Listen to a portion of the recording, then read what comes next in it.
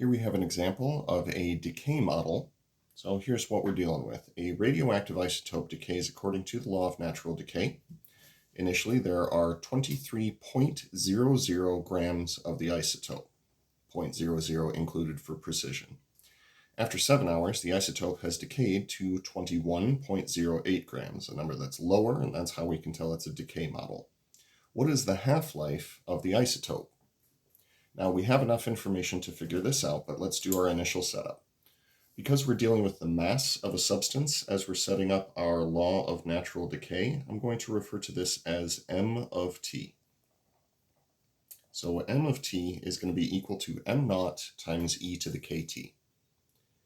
Now, with those things in mind, we were told that initially there are 23.00 grams. So from the problem, we see that m naught is equal to 23. And we'll just call it 23 instead of 23.00 because it's not going to impact the math after we start working on it. We're also told that after 7 hours, so m of 7, that's going to be equal to 21.08. And those decimal places will have an impact on the math, so we'll include those. So what we're going to do is, we already have our value of m naught. Let's go ahead and plug that in. M of t is equal to 23 times e to the kt. Now, with that in mind, we are also being posed the question, what is the half-life of the model? And eventually that'll be what we figure out after we get a value for k in here. So we'll go ahead and use the other data point to start calculating what that k value is. So we can interpret that data point as when t is equal to 7, m of t is equal to 21.08. Let's go ahead and plug those things in and then see if we can't solve for k. So 21.08 is equal to 23 times e to the k times 7. Now, everything that we do from here is going to be simply algebra for solving for k. First algebraic step I'd like to do, let's divide out that initial mass from both sides, divide both sides by 23. The left-hand side does not simplify particularly well, so I'm not going to simplify anything until I'm throwing everything into the calculator. On the right side, the 23s will cancel each other out, and we'll go ahead and refer to that as e to the 7k power. Now, to get rid of our base of the natural exponential, we will need a natural logarithm. So I'm going to go ahead and take the logarithm of both sides. On the left-hand side, we get the natural log of 21.08 divided by 23. Big, scary looking number, but it is just a number. Now, over on the right-hand side, the natural log and the natural exponential will cancel each other out, leaving us with just 7k. Now from here, to finish solving for k, we can go ahead and divide through by its coefficient of 7, lending itself to the following. I'm going to go ahead and switch the left-hand side and the right-hand side.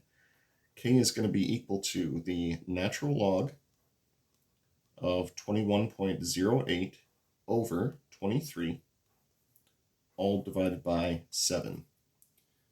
Now, I mentioned on the last video that k can be really cumbersome to try to write out. So on this one, we're going to go ahead and use the decimal approximation associated with this. Grabbing my calculator, we'll go ahead and plug in the natural log of 21.08 divided by 23, close the parentheses on the argument of the natural log, and divide the whole thing by 7.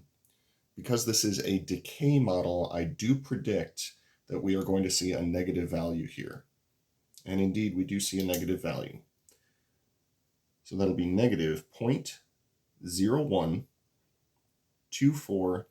I see a 5.2, but after the 2, we have a 7. So we'll go ahead and round that 2.7 up to a 3 right at the end. We'll go ahead and use this approximation for our calculations, and it shouldn't have that big an impact on our final answer since we're holding so many extra decimal places. So our model is now m of t is equal to 23 times e to the negative 0.0124 2.53 times t power. Now, as a reminder for ourselves, we were asked the question, what is the half-life of this isotope? Now, in order for us to get the half-life, we are going to need what half of the initial mass is. So half of the initial mass would be half of our 23. Half of 23 would be 11.5. So what we're going to do is we are going to set m of t equal to 11.5, and we're going to solve for t. Whatever we get for t, that will be our half-life. So we'll do 11.5 is equal to 23 times e to the negative 0.012453 t. Now the good news is the algebra is going to look pretty identical to what we just did to solve for k. First, we'll divide both sides by that initial mass of 23. Unsurprising, once we do 11.5 divided by 23, we are going to see a very familiar decimal. That is 0.5. The significance of that 0.5, that's a half, and we're finding a half-life. It is no coincidence that it would show up. Next, we need to get rid of our exponential base e, so we use a logarithm base e and take the natural log of both sides. On the right-hand side, that natural log is simply going to cancel out our natural exponential. So we'll call this the natural log of 0.5 is equal to negative our k value times t. Last step of algebra is going to be to divide both sides by that k value. Our left-hand side is going to be a very intimidating looking number, but it is just a number.